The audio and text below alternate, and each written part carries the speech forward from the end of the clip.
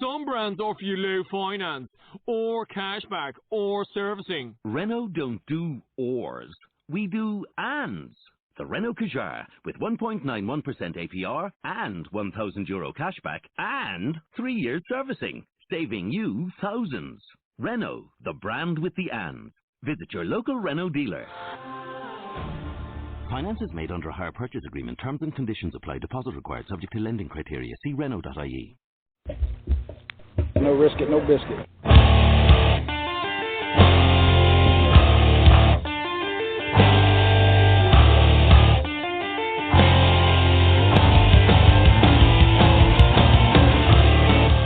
Coming from the Arizona desert, presented by SBNation.com.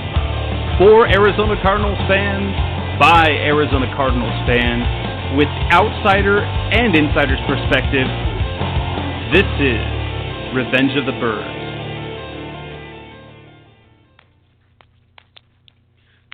Hello, Arizona Cardinals fans. This is Jess Root, your host of Revenge of the Birds Radio, and welcome to another show of Arizona Cardinals football talk. As we begin the part of the offseason where OTAs, minicamp, it's the second part of the offseason.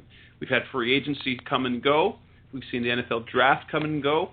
Many of the draft picks have been signed. Undrafted free agents have been signed. And the Arizona Cardinals have held one session of OTAs, one full set of OTAs. They had their mandatory rookie minicamp.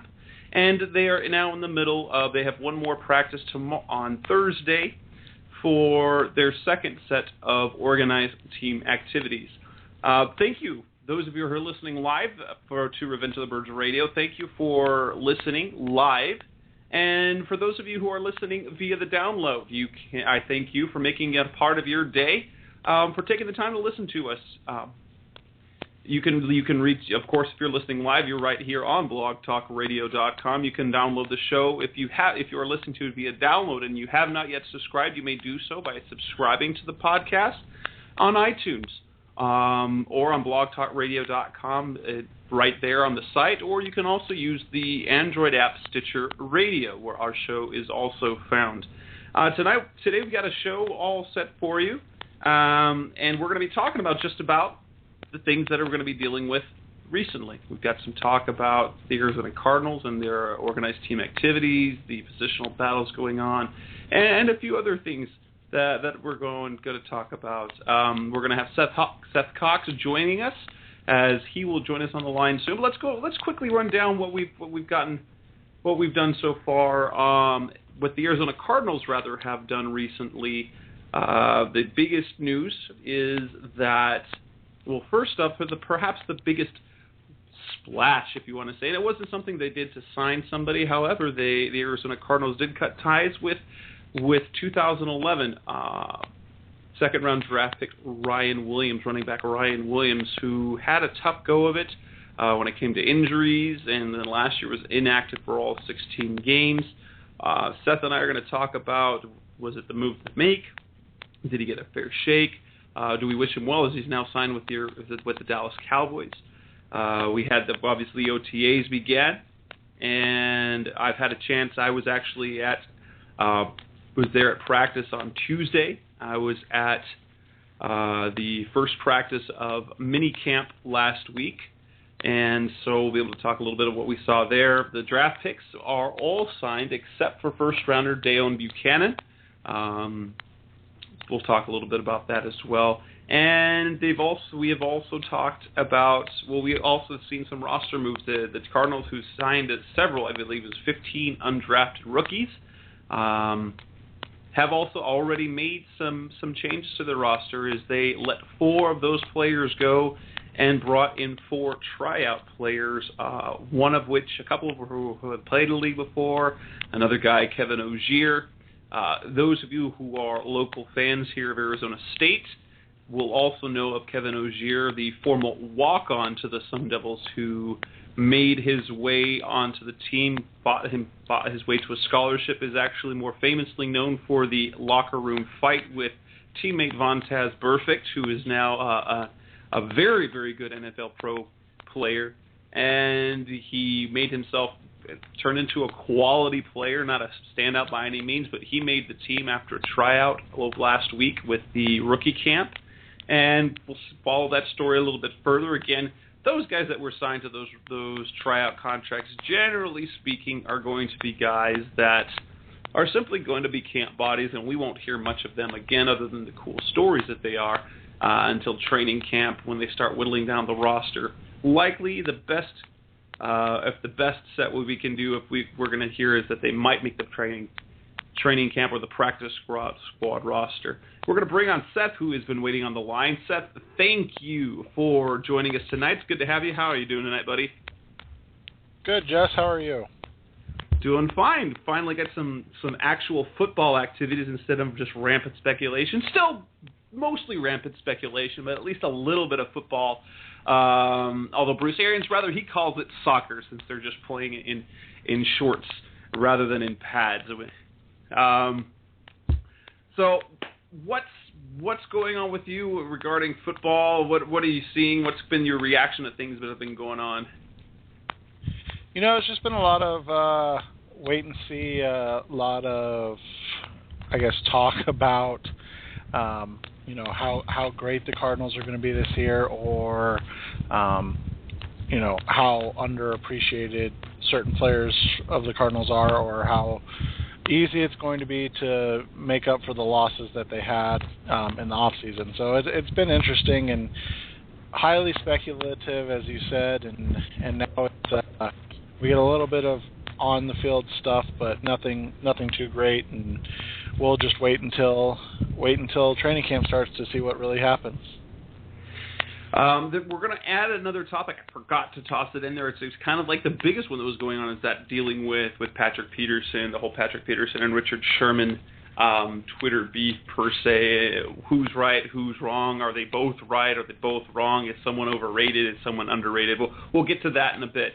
So we've got the draft picks signed, all except Aiden Buchanan. Standard contract negotiations, nothing really to talk about that. Ryan Williams is cut. OTAs began. We had rookie minicamp happen over the weekend where they made 4 releases and 4 signings. And let's go ahead and give it a go. We'll talk about our first topics. To remind you, before we move on to the next topic, that we are brought to you tonight by Audible.com, your source for audiobooks. So hundreds of thousands of audiobook titles. And if you sign up today, they'll even get you signed up for a free audiobook download if you try out the site. That would be at audibletrial.com/Revenge of the Birds. Get yourself signed up, test out, stream the books you want to listen to, and get yourself a free audiobook download. Test that out at audibletrial.com/Revenge of the Birds. Again, audibletrial.com/Revenge of the Birds, and pick up your free audiobook. Let's actually lead with Patrick Peterson. I know I forgot to put that on the show prep things. Patrick Peterson, Richard Sherman. It's kind of been a little bit of, I don't know how real it is or not. I know Richard Sherman is a very prideful player, and he has a chip on his shoulder. He's had to, but the type of player that he came into the league in the 5th round, had to prove himself over and over again, and turn into one of the top corners in the league. Patrick Peterson, 5th pick overall, 3-time Pro Bowler, 2-time All-Pro, once as a returner, then once this last year as a cornerback. And Sherman got himself a big contract. Peterson's due a big contract, and I don't remember who started it all, but Sherman talks about if you want what, kind of on Twitter, if you want what I've got, do what I've done. The stats talks about the interceptions that he's done, least targeted. And then Patrick Peterson recently, he was on the local radio, and he went so far as to say that we shouldn't call Sherman a shutdown corner because he's basically a cover 3 corner because he covers an area of the field, and that essentially Peterson, he is better because of his assignment, that he lines up against, well, no matter where it is on the field, against the other team's top receiver. And the numbers do show that. Now, granted, Sherman has the interceptions. He's targeted less. Peterson gave up more yards, more touchdowns. So he considered Peterson, we know, thinks highly of himself. He's a very talented player, and he's well respected throughout the league. You don't become a well-respected. You don't make an All-Pro team, first team All-Pro without having some ability to back you up. And clearly, with his Pro Bowl appearances, he has the respect not only of his teammates but of his peers, the coaches, and naturally the fans, because he is a name that's been out there for a little while. So, give us your take, Seth, on the whole Patrick Peterson, Richard Sherman thing. After the radio, then it went back and forth about who's better, who's this. What is your take on the whole thing? Is it blown out of proportion per se? Is it blown out of proportion at all? Are we all just in a case where there's not no football, so we're going to make up stuff or get excited about things that were not that big a deal? Sherman does only play one side of the field, but he is also insanely talented. We've seen what he's done. If we were to put him in the Arizona Cardinals scheme, do you think he would struggle, or do you think he would be still the impact player that he is today? I think that's where, all of this comes to fruition, is that we really don't know. You can put Peterson in the Seahawks scheme probably more readily and more easily than you can vice versa, but there's no denying that Sherman is better at what he's asked to do than what Peterson was asked to do. So that makes things difficult, because from one point of view, Peterson's right. Sherman has a lot of help. He does a lot of, cover 3 work and things of that nature. But on the flip side, he's just flat out better at what he does than what Peterson does. So that's what the interesting question is. Do you value somebody that does their job better, or do you value somebody that does more but maybe just not as well as that other person does their job? And when you come to the money part, should you pay Peterson more? Should Richard Sherman get paid more? I think that part's irrelevant, because we already sort of know how contracts go.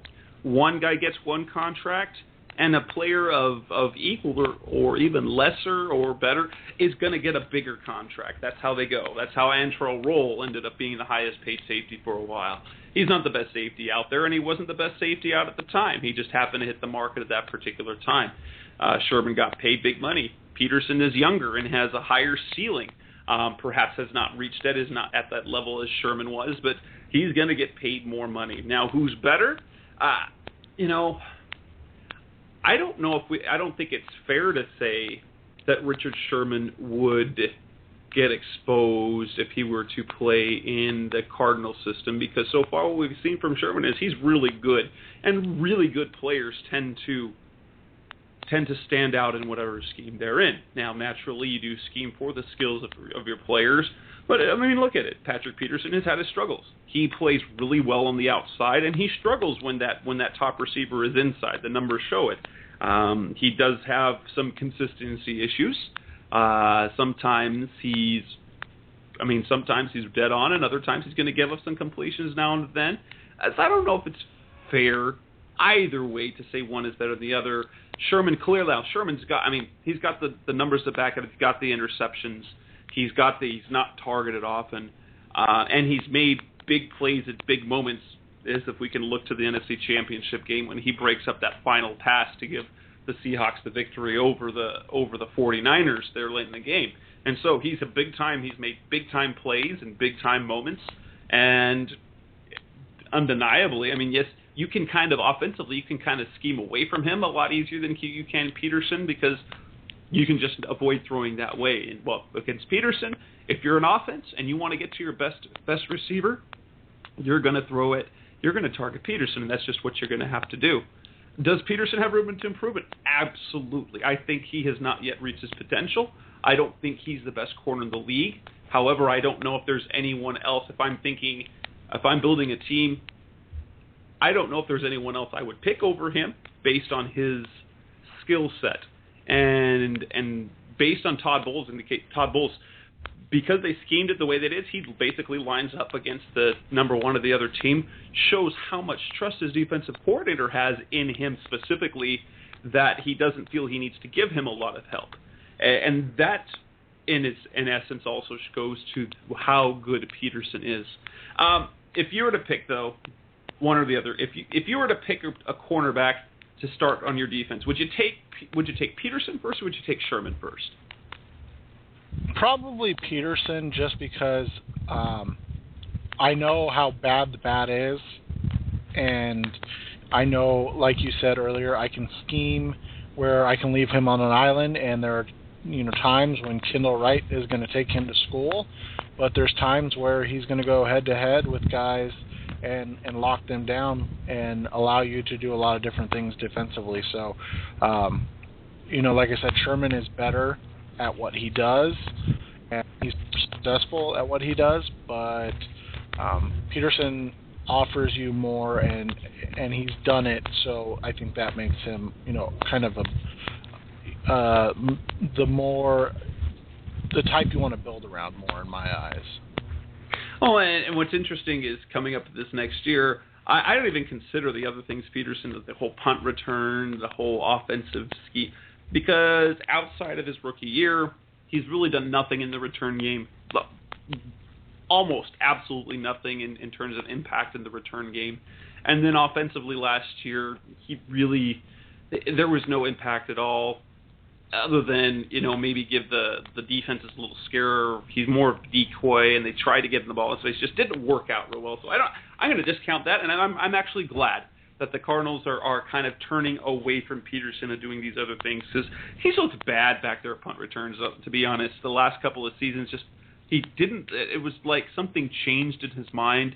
And some even said last season, especially with the contract coming, it was almost like he was worried about, I can't get hurt. I'm not going to go so far as to say that was the case, but I'm really excited about having him focus only on defense and to take the ball away from him in the return game thus far. Would you agree? Yeah, and I actually called for it last year. Of course, I called for our guy Tyrann Mathieu to return kicks, and we see how that worked out in the on the safety return he was on. So, I didn't understand him playing offense. I understood the idea of putting the ball in his hands, but he was either going to run a deep route or run that fly sweep. He really didn't do anything else. I know he threw a pass and completed it, but it was obvious, what was going to happen when he was on the field. So, they drafted John Brown to do that. I know they wanted Marquise Goodwin last year to do that. So now they have their weapons. So hopefully we won't ever see that again unless it's super weird. And you're listening to Revenge of the Birds Radio. Seth Cox is on the line with me. I'm Jess Root. If you'd like to call in and give us your comments, ask us a question regarding OTAs or the Arizona Cardinals offseason, you could do so at 646-478-3787. Again, that's 646-478-3787. Or you can shoot us a question via Twitter at Revenge of Birds, or at my personal at Senior Jess Root. Again, call in 646-478-3787, or you can send us a message via Twitter. We'll get you on the air, talk to you a little bit, whatever you want, as we are live radio. Unless, of course, you are listening via download, and that'll be a little bit difficult. But you can still send us the questions via Twitter, and we will get to those after the fact. We are talking Arizona Cardinals football. We're talking Arizona Cardinals offseason. Patrick Peterson, it was the top we just talked about. We're going to move on. We're going to talk about Ryan Williams.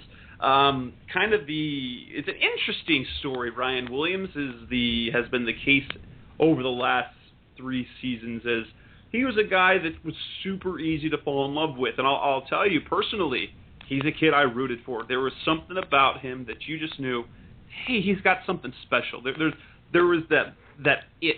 There was something special about him, and you knew if he could stay on the field, good things would happen. That's the problem. Year one, that terrible knee injury in the preseason. Year two, he didn't quite look. I mean, he showed a little bit, but didn't run particularly well, and then he had the shoulder injury. He's last offseason completely healthy up until training camp. Then he has some irritation. He sits out some time, and really, in some ways, you get the feeling he got into Bruce Arians' doghouse. still managed to make the roster, played just enough in the final preseason game to make an impact, made the roster, but was inactive for all 16 games. Offseason comments in this offseason, Steve Keim says he's going to get a chance. He's going to get a chance to show what he's got. And it was recently, it just happened to be that the Arizona Cardinals let him go. They finally said, all right, sayonara, your $1 million salary, goodbye, save some money against the cap. And if fair or not, then he made some comments afterwards about how the team handled it, that everything seemed to be in play for him to fight for a job, to make an impact, that he really didn't know what was going over the course of last season, so he was putting his head down, he was doing everything at work, and he said, everyone knew I was back, it was sick in practice, he was completely healthy, ready to go. Keim comes out and says that basically the other running backs outperformed him. I don't know what to believe. He did manage to get himself signed by the Dallas Cowboys, so we'll get to see what happens there.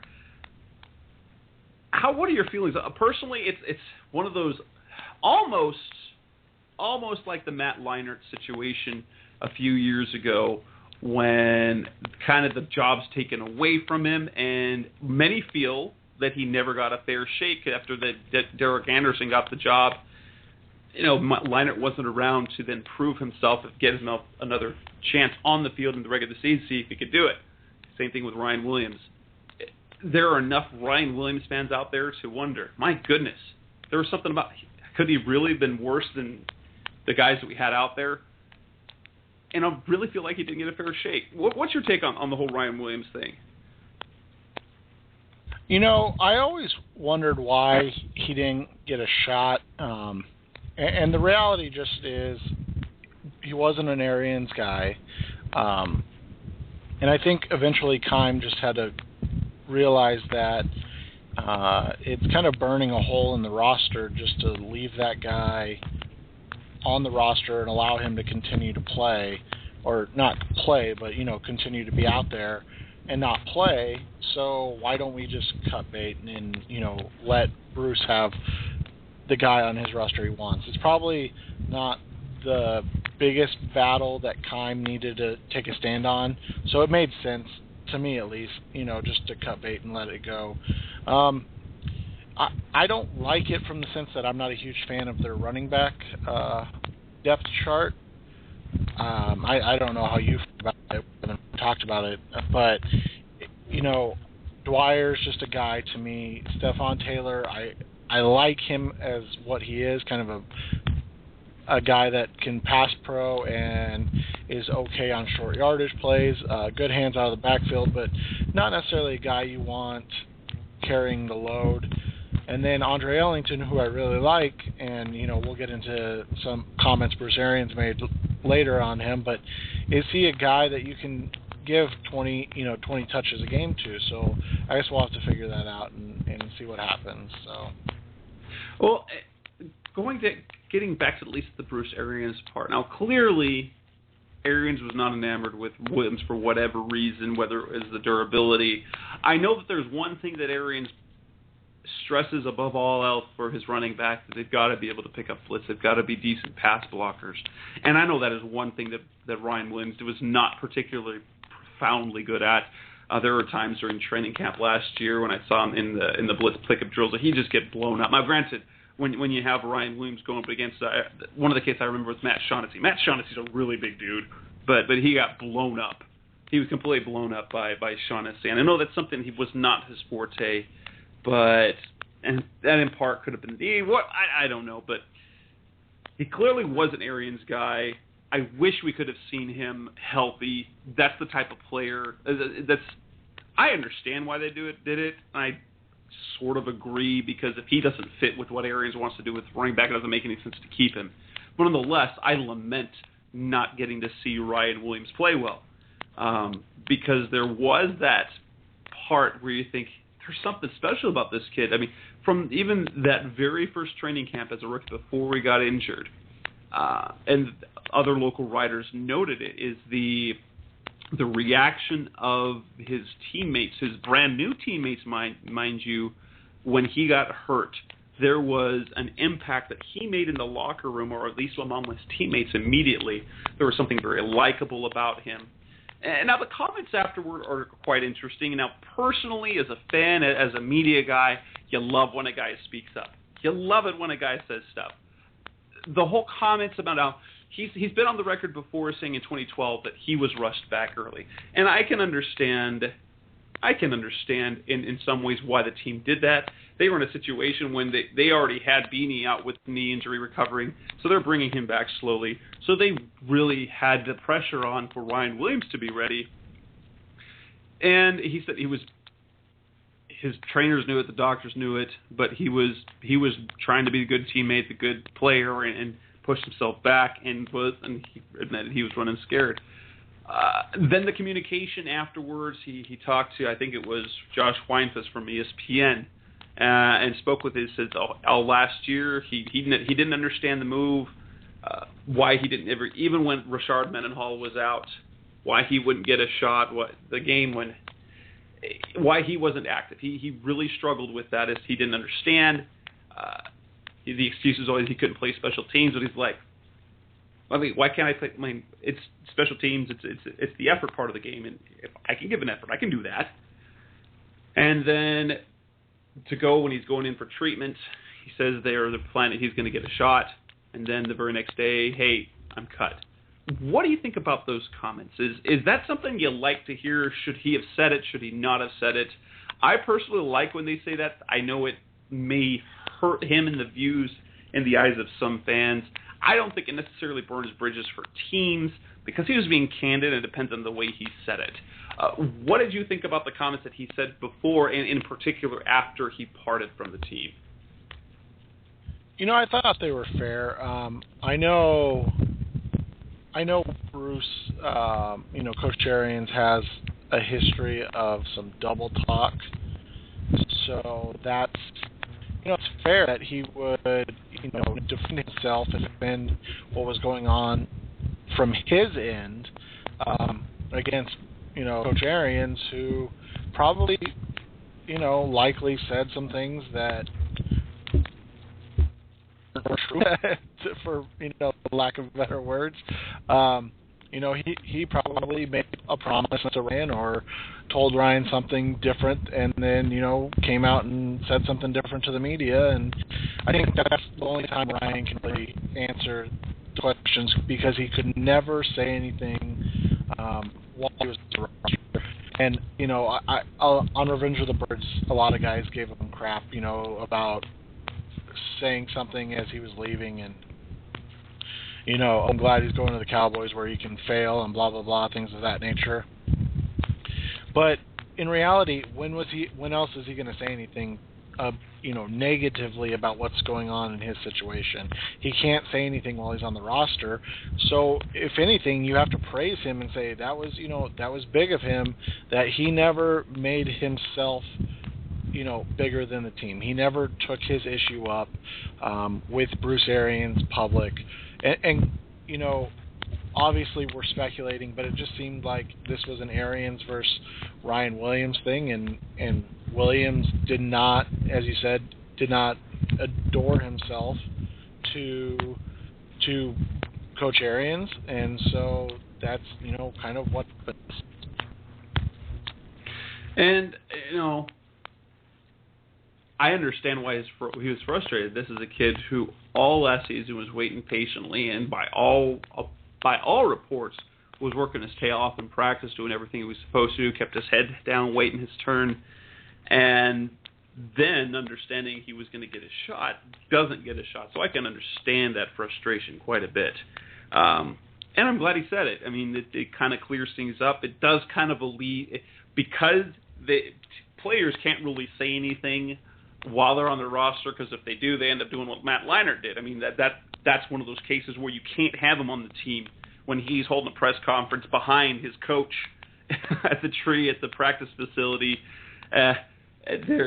He's holding a press conference. He's talking to the media one way about he doesn't understand what's going on with his coach. You have to talk to coach, and you can't have that. And so, but he has to be able to express frustration, and the fans want to hear at least something anyway. And while we're not getting the full story, yes, Bruce Arians, double talk, and he's proud of his lies. We've heard a little bit. I mean, granted, we give him crap about the whole Levi Brown belief. That was based on some things that he saw on film at the end of 2011 before his injury, and there's some of it was a leak. Okay, but then there's Darren College when he got hurt in the preseason. Oh, it's just a nerve damage, not a fracture. Only 2 weeks later we found out, yes, it was a fracture. We're not going to draft a quarterback. Oh, wait, we are. I like goods. They take Logan Thomas. It's really, you just really can't believe, and it's one of the more frustrating. He's great to listen to. He's so entertaining. You can't believe a word that comes out of his mouth most of the time. And when it comes to Ryan Williams, I'm glad he said it. I'm glad there was some clarification. And if anything, it shows that the Arizona Cardinals coaching staff isn't a bunch of gods, super perfect people. They do have their moves where you kind of raise your eyebrows. Ken Wisenhunt had it. And in the end, when things go south, that's what the fans remember. They remember all those Wisenhunt things that were so bad that are pretty much every other football coach. Every coach has their doghouse. Every other coach has their stubborn things, and Arians is no different.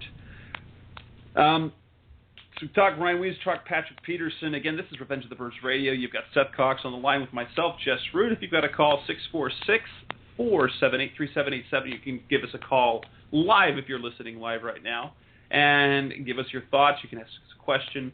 And just note that this part of our show is brought to you by FanDuel.com. If you are a fantasy football player, know that you are one of more than 36 million fantasy sports players. And right now, since there's no football going on, you can only think about the draft or drafting your dynasty leagues, this and that. But some of you may be part of the group of people, the millions of people that play fantasy baseball. And FanDuel.com is the biggest one-day fantasy baseball league where there's no commitment to the whole season, there's no upfront fee, and there's real money. Leagues from that you can get in for $1 up to $1,000. You can do a new team every day, and you play only when you want. And what's great right now is if you want to join FanDuel, give it a try. Go to FanDuel.com, and you enter my code BIRDS. You will get a matched dollar for dollar on your first deposit up to $200. And that way you can play, you get a match on your money, and if you do all right, you can get a share of the more than $400 million in payouts that will happen this season at FanDuel.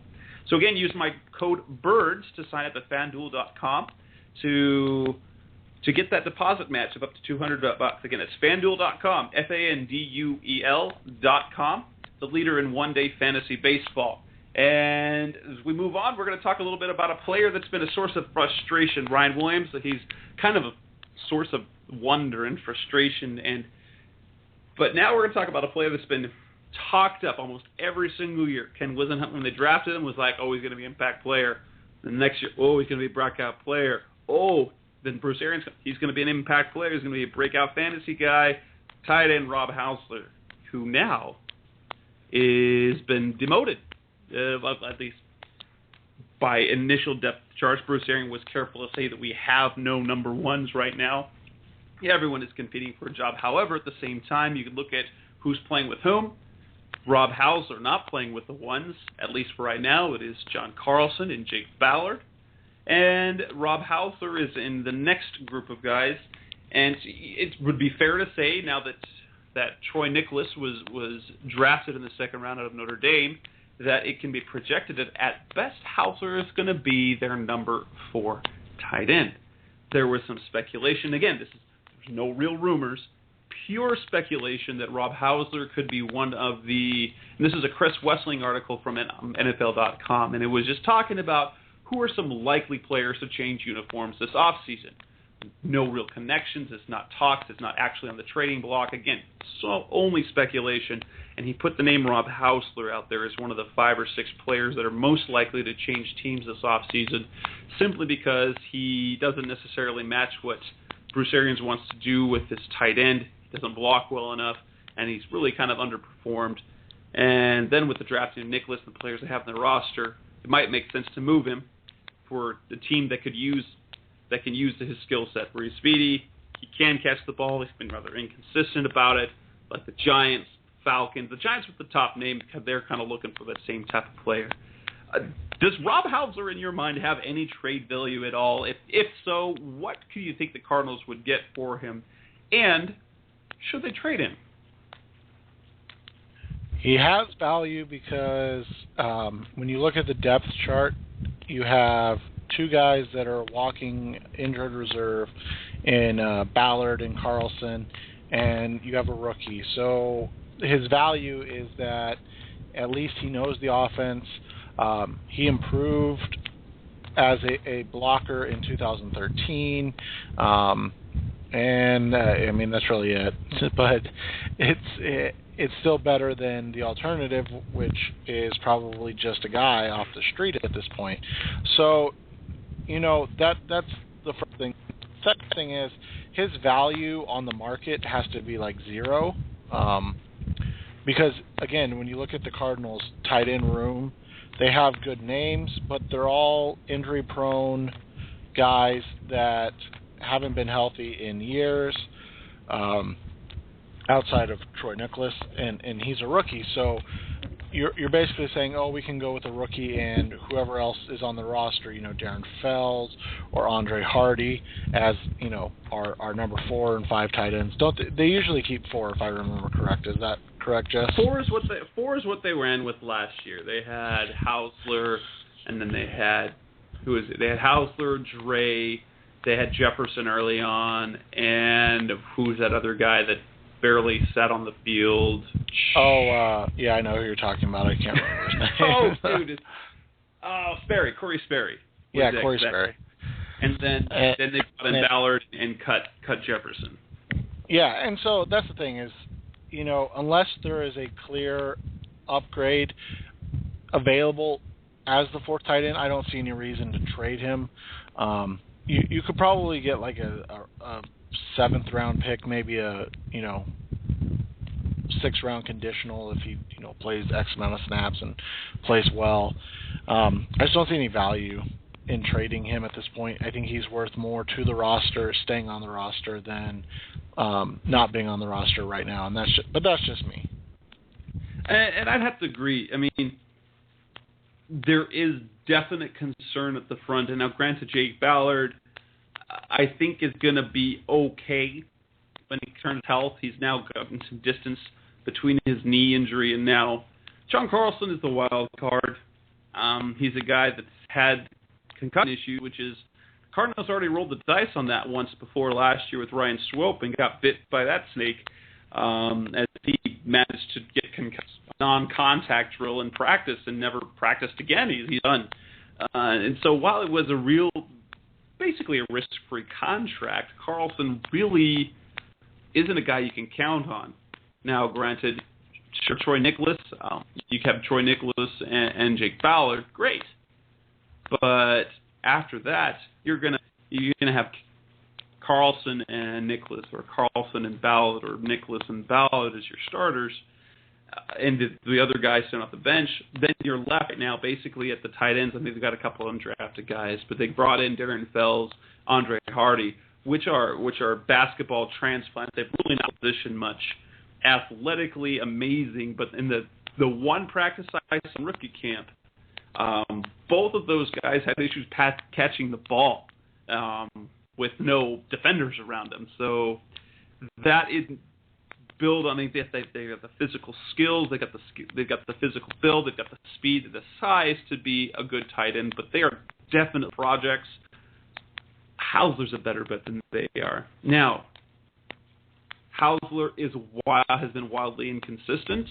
Obviously, he had a hard time learning the offense last year, and he's kind of been he's gotten nicked up almost every season, and then when he comes back, he looks awful.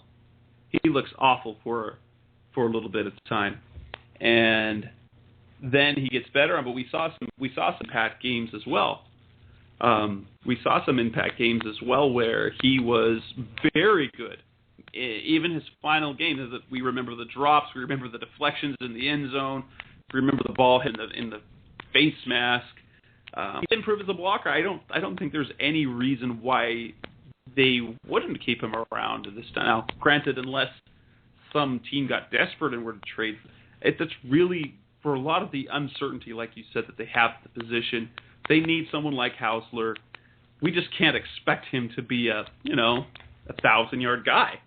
Can't expect him to be an 80-catch guy like they were talking in last offseason is basically the case. No, yeah, you have to just look at him as a guy on the roster now. That's just a bad third-round pick, and it's unfortunate that he never turned out. And maybe a change of scenery is what's due for him after this year. And he turns out, he's only, I think, 26 or 27, so he's a young guy. But that was, that's kind of what you get when you take a risky guy like Housler, and who's all athletic upside. Not to, go too far off topic, but honestly, if you look at it, that's kind of what they're doing with Kareem Martin in the third round. A guy that's got all the physical capabilities in the world, shows up on, at the combine as this athletic freak, has some really, really good tape, and then some tape where you're just like, whoa, where's this guy at? How's this guy not play as well as, he times out and everything like that? And so that's why they're available in the third round and not going in the first round, because they're those, kind of 50-50 guys. And Housler will probably be in the league another 4 or 5 years as long as he stays healthy, but he's never going to be the superstar that everybody had hoped he'd be. And really, it's kind of a shame in some ways that he is only and it's not even necessarily he is a victim of the expectations and the hype that people created for him, and not necessarily anything that was his fault at all.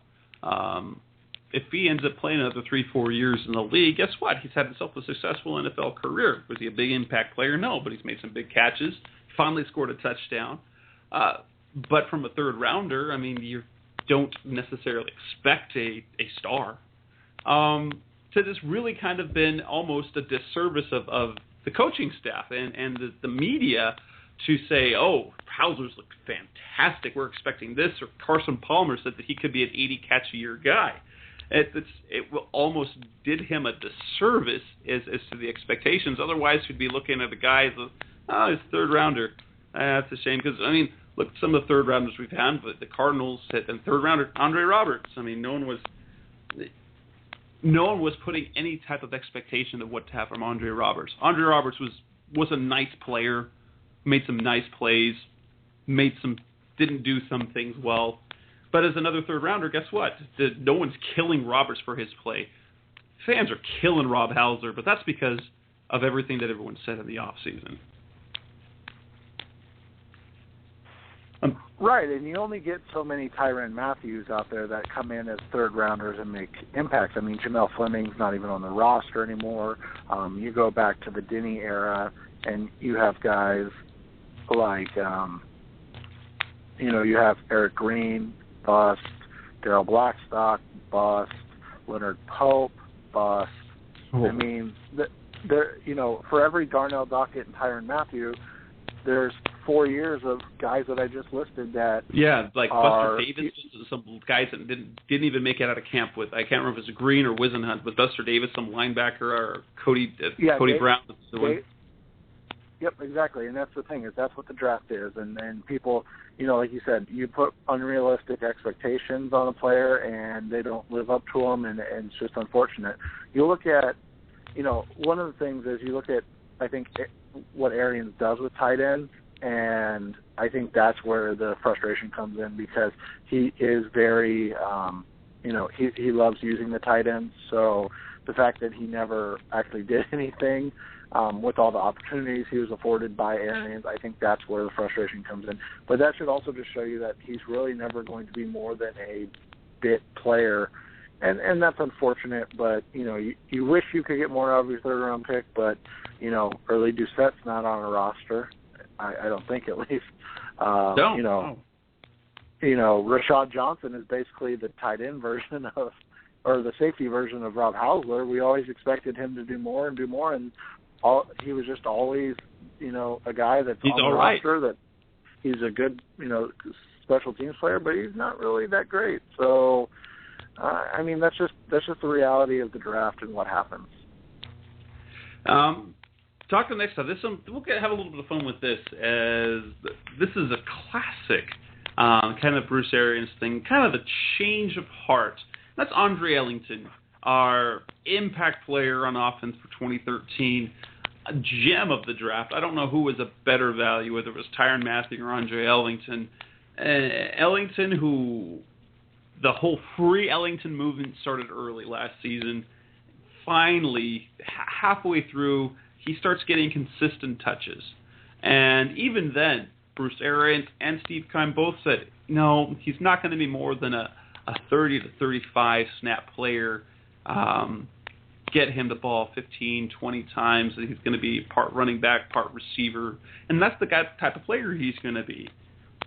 He's put on some weight in the offseason, but now Bruce Arians this offseason said, he's got a skill set we're going to build our offense around. He talked about in another case, and I know it's hyperbole, but he says, how about 20 carries and 10 catches? And then just a couple of days ago, just this week in OTAs after practice, he tells the media that ideally what he would like to do is to get Andre 25 to 30 touches a game. And he said it would depend on it. And he said it's easy to give him the ball. It's easy to handle the ball. It's the differences. It's what they can do with him in the passing game. And again, and this is where I have thought, I thought he would be more, he would almost become the slot receiver. And he didn't. He's definitely their number one back. It's going to be interesting how they use him, because he continues to use the word dynamic to describe Ellington in the passing game because of the mismatches he creates. So, obviously, 25 to 30 touches a game seems a bit high. Do you really think he'll get ever 25 to 30 touches in a game? Well, you look at 25 touches, and that's 400 touches on a season. And I went back and looked. The last time that happened for a running back was 2009 when Chris Johnson did it. And he was averaging a little over 22 carries a game and a little over 3 catches a game.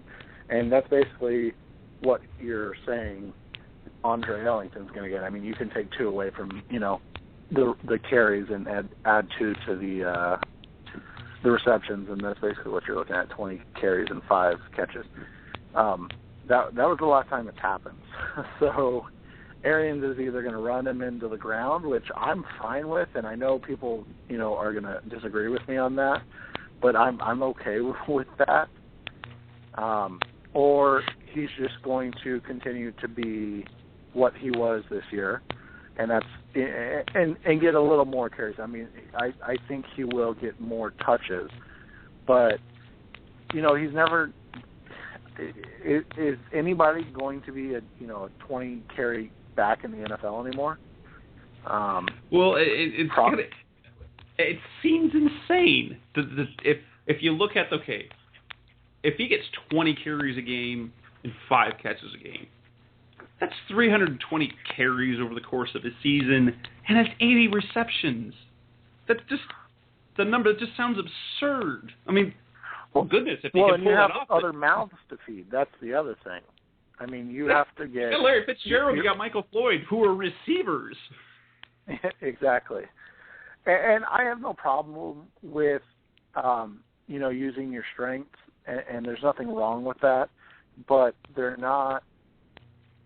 It's not the right use of your talent if you're ignoring guys like, Fitz and Floyd to get Ellington, who is, ultra talented, but to get him more touches at the expense of everybody else. If you're able to manufacture touches for him consistently, then I think that's fine. But you just have to be careful, I guess, of when you're talking like he does, and that's what he does.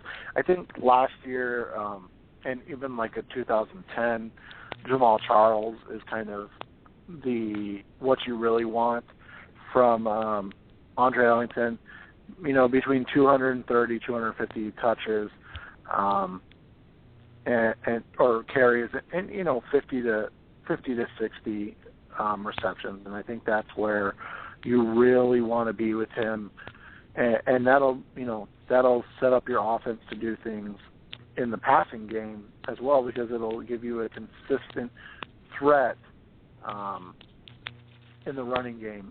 And and if he's averaging 5 yards per carry, because let's be honest, he's probably not going to average what he did last year, because that was just a really, really good year. That's still 80 yards a game. That's still 1,250 yards. You really think anybody's going to complain about Andre Ellington ending up with 1,250 rushing yards and probably close to 700 receiving yards? I don't think anybody ever is going to complain about that. Yeah, and here's my take on what Arian said. I'm thinking he's thinking in the most ideal situation. Now, granted, Arian just says whatever. In my mind, I can see him actually intending that that's the amount of plays that they would actually run for him.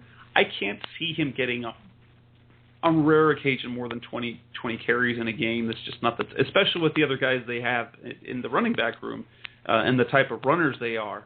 I see him getting between 15 and 20 carries in a game, and I see probably they scheme for, between 5 and 10 pass plays that are meant to go to him. Now that's the thing with pass plays. You run 10 pass plays meant for Ellington, how many of those are actually going to get him the ball? How many of those are actually going to be targeted to him, and how many of those is going to complete? So I can see that there's probably in their package of plays that they intend on using 25 to 30 plays that are meant for Andre, reality being he's probably going to carry the ball 15 to 17 times a game and get between 3 and 7 receptions. So he's going to get 20 to 25 touches a game, which is kind of like where we wanted to see him last year. Yeah, I mean, if he's at 20 touches a game, I don't think anybody's going to complain about that. It's still not as much as we'd like to see, especially from a carry standpoint. Again, this is just me, but if you're giving carries to a guy like Stephon Taylor, 12 carries a game to Stephon Taylor if they're running the ball 27 times a game, like I think it was they did last year, that's just, I would rather, give an extra 5 carries to Andre, or even an extra 3 carries and keep Stephon's carries a little lower. But I think you're right. I mean, that's about, if you double his carries and, add about 15 receptions, 20 receptions on the season, you're looking at, 240 carries. Even if he just stays on pace, that's 1,300 yards. Again, I don't think he's going to average 5.5 yards per carry, but maybe he will. And again, 60 catches for about, 600 and 700 yards. That's 2,000 all-purpose yards. Again, that's a lot. Not a single person is going to complain about that. And no. That's only, like you said, 20. That's only 20 touches a game.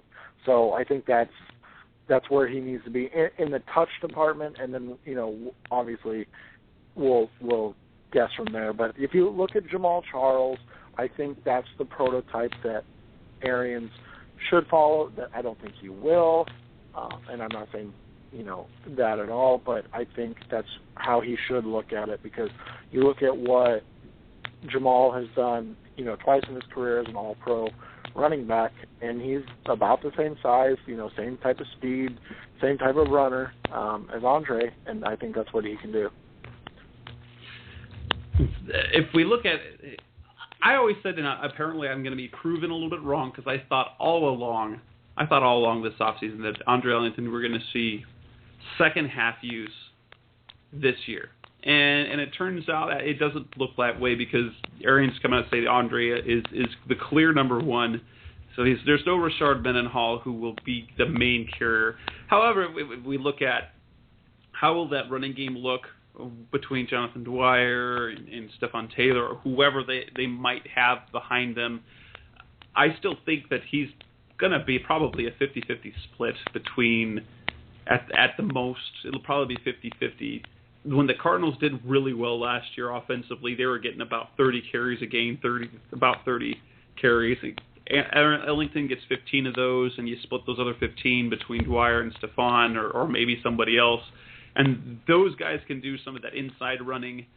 Ellington's going to have to do that a little bit, but still, I don't think that's the best use of him. You have to do that every once in a while, so you can't just lock the outside down.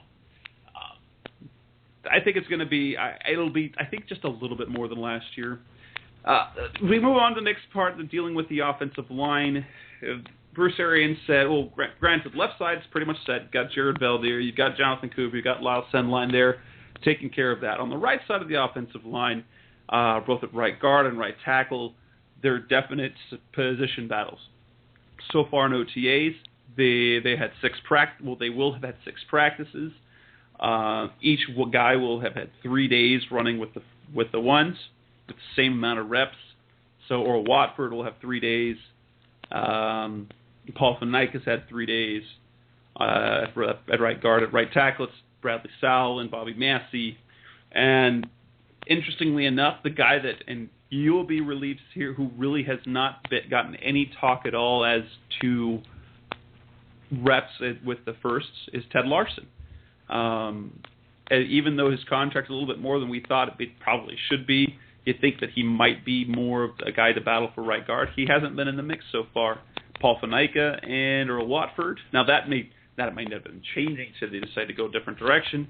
And really, there's nothing to really report about right now to talk about, other than the fact that Bruce Arians did say that there won't be any job won because of OTAs or mini camps, because you can't really do anything with the offensive linemen in terms of judgment while they're just wearing shorts. Is that the way it should be? Do you think who probably has the best, per se, chance at both those positions? I've told you before, I've said this on the air, I've said it, I think Bradley Sowell has the inside track to right tackle simply because he's an Arians guy, and I don't know how much they trust Bobby Massey. He still has some mental aspects of the game by all reports that he still has to focus on. Faneca, Watford, I don't know which way we'll go there, but granted, Faneca's already got 16 games of game film on there, and then the coaching staff felt that he was pretty okay, that they needed a solid job last year. If you had to pick an early prediction, which way would you go for both of those positions? I think you'll see Sal win the right tackle position. I'm kind of with you on that. I think unless Massey is just a kind of destroyer of souls at right tackle, he's going to end up cut. and that's probably unfair to say, but I think his inability to be flexible along the line, as where Nate Potter is, I think that's going to be what ends up getting him cut. The right guard position I'm really interested in, because Faneca, Sal would be, if you look at like Pro Football Focus's grades, and I know a lot of people don't like their grades and whatnot, but I think they're fair. If you look at their grades, that would be like the worst right side in the NFL, and it wouldn't even be close, just based off what they did in 2013. So that'd be a really, really, I guess, ballsy thing to do for Arians, but it would be an Arians thing, because Sal's his guy. He really liked Faneca, so that'd be an interesting thing there. The more interesting thing, and you kind of talked about it a little bit, is that Ted Larson's more focused as a center right now than a guard. That's interesting to me. I don't see Sendline getting cut, but there is that big salary that he's kind of got there for a center that's not really great. So that's just something interesting to watch from that aspect, because I think it's like a $2 million savings or salary difference between Larson and Sendline at the center position, so it'll be interesting to see there. Anthony Steen's another one, but he's got to get on the field before we can even speculate about him. So, and interestingly enough, I got an email from his agent today on one of his agency team, and he's kind of his target for contact. He has to get cleared by the doctors, but they say it's going to be right up there. Mini camps coming up. They'll have mini camp from June 10th to 12th. And so they believe that the end of his rehab, the end of his treatment, when he can do contact, is right around then. So we might be able to see Steen on the field come mini camp. If not, it'll be come in training camp. And now, granted, this is agent talk, but this agent said that Steen at 75 to 80% should even be able to be in the mix at right guard. Although at minicamp, I only saw him for moments, and he was doing center work. And he came inside to do some 7-on-7. He was snapping the ball as opposed to anything else. Yeah, that's what I was going to ask you, because the people I talked to said that they picked him up as a center prospect, which is interesting because, as we've all talked about a lot, the center position, everybody kind of just expects it to be Lyle, and I still don't see any way that it's not Lyle. But it's interesting that Larson is, kind of getting to look at center. They brought in Steen to be a center. It's just interesting. I like to read between the lines of things, and there's probably nothing, but it's just an interesting conundrum to me because as bad as that right guard and right tackle position are right now, that there's so many options at center is what is more intriguing to me. Yeah, and that'll be whether it's thinking this year or looking to the future. Because, even last year there was speculation that Watford was going to be looked at center. I think it's simply a case where they need to give Lyle competition. By all accounts, Lyle Sinline's their guy. He's been there for a long time. He knows the offense. He's the leader of that. He's the leader of that offensive line. So I think it's more of a case. I'm not going to sort of read between the lines, but they have to look forward to, hey, who can push him, who can give it, because they have to bring in. So it's almost like they're trying to come up with position to do that. And Larson, I know they brought in because they liked his physical attributes because he matches, according to what they've said, he matches the type of offensive lineman they want in terms of skill set. More athletic, he's gritty, and at least at the guard position, he can get out and move, which is you've noted that's what Arians likes to do with his guards, which is Watford would be a good match for that because then you've got an athletic guard on either side that makes it very flexible of things you can do in the running game. Yeah, and that's where Watford's strength is.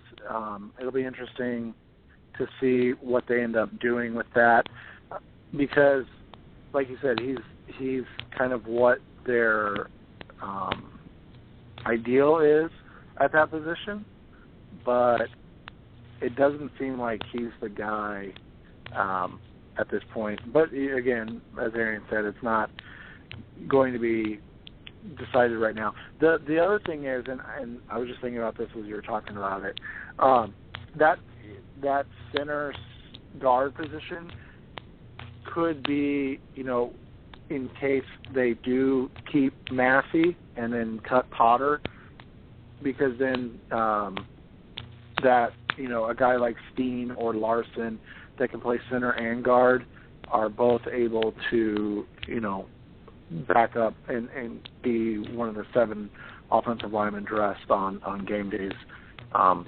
So, if Massey was to win the position, you have Sal as your swing tackle and then a Steen or a Larson as your swing guard center, and that makes a little bit more sense in that case. Yeah.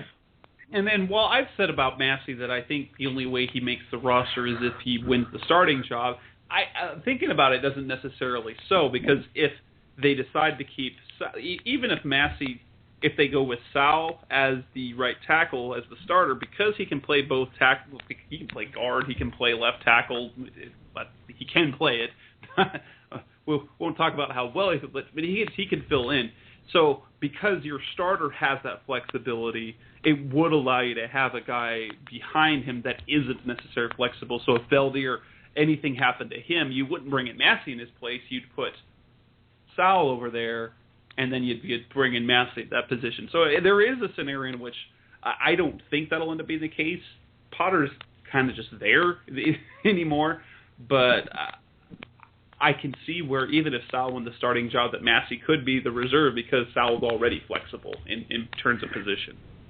Yeah, and the other thing is with Mr. Ted Larson is, while his contract, his average salary is really high. You and I talked about for a backup. It's less than $500,000 guaranteed. So he's actually a fairly easy cut if they decide it's like a Watford Steen combination as the backups there or something to that nature. I really, the interesting one to me is Watford. If he doesn't start, does he make the roster? And then are we going to start to wonder, a little bit about that pick? Because I know, it was a fourth-round pick and things of that nature, but, with the holes at safety at the time at that pick and things like that, it's just interesting. It is true. And it's really interesting if he doesn't win the starting job. Then what do you have in terms of, you like to have some veteran guys at depth.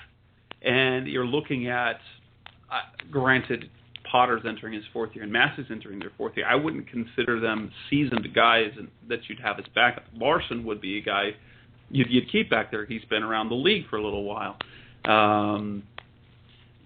But if you end up with Watford on the bench, so Fanaika and Sal, so you end up with a bench of Potter and Sal or Massey and Watford, or Steen, you really have nothing in terms of veterans back there, and you tend to have one or two guys in at depth that know their way around the league a little bit. At least that's the way the Cardinals have gone. Yeah, and that's what you'd like, is you'd like somebody that has a little experience, as you said, and none of those guys do. So it'll be an interesting thing to watch. I'm actually excited for it, because that's one of those things that interests me a lot, is how they fill out that roster, because we've seen it with in the past already with cuts, guys going. O'Brien Schofield wasn't bad in Seattle. The other names are escaping me right now that they cut last year that played a little bit, but you always wonder about those cuts. O'Brien Schofield, not to bring him up again, but everybody was like, oh, this is the year, and then he gets cut, and then he produces a little bit in Seattle when he's asked to, and he's a guy that got playing time on the Super Bowl champions, but we couldn't find time for him here. That it's just always one of those things that I focus on, because I think it's interesting and fun to kind of follow that. If you're looking at it, as we look at the rest of the OTAs, are there any other possible storylines worth mentioning? I mean, you've got a couple that are worth bringing up that there tend to be more to the back of the roster type things. You've got Zach Bauman, the kid out of NAU, got a chance. Obviously, they're probably going to keep forwarding backs. I don't think they're going to keep 5 like they did last year, basically burning a roster spot for Ryan Williams. And so you've got a guy already on the roster in Hughes who's big and flexible. He can run the ball. He can play fullback. He's a good special teams contributor. So you're going to have a guy like Zach Bauman could come in, or Jalen Parmel is a guy that they brought in just recently. Who are they going to have at the back in the roster? You've got Kevin Ogier, recently picked up after a tryout, a guy that wasn't an impact player at ASU, but a grinder, was a walk-on there who had to fight to make the team, was given a scholarship, made some plays last year, now gets a tryout, gets a spot on the roster for now. That's something to watch. Again, that's one of those things that, like, the feel-good story that's going to disappear in another week when they decide to bring another receiver and he's cut in his place. Do you think there's any other possible storylines coming out of OTAs over the next couple of weeks in minicamp? Yeah, I think the wide receiver 3 position is interesting, because you have Fitz and Floyd established, but then from there you're looking at Ginn versus Brown as kind of who's your number 3. All things considered, you'd really prefer Brown to win that position, and then look at Ginn as a year-to-year type thing, where you can move on from him if need be. The other one is, you talked about it, the running back, that number 4 running back spot. Robert Hughes really doesn't make any sense to me because he's basically a fullback. That's what he's been in the NFL. That's kind of what he was at Notre Dame. So that doesn't have a spot on the roster for Arians. But we'll see what happens there. And then, of course, I really am interested to watch the kicker situation unfold. Feely versus the guy's last name that I can't pronounce versus Catananzo or something like that. Yeah. Well, that guy that they just brought in from Clemson, but who's the other kid? Danny Ratman? Danny Ratman. Yeah. So I'd really like to see one of those guys obviously win that position. Catanzaro gets a little bit of flack for not kicking off. But as you pointed out, the Clemson punter is like 6'6" and 220 and was a All-American, I believe. So he's got basically a bazooka attached to his hip as a foot. So there was a reason for that. And he was really accurate his junior and senior year. So it makes it interesting to see, if that's something that he can carry over here in Arizona.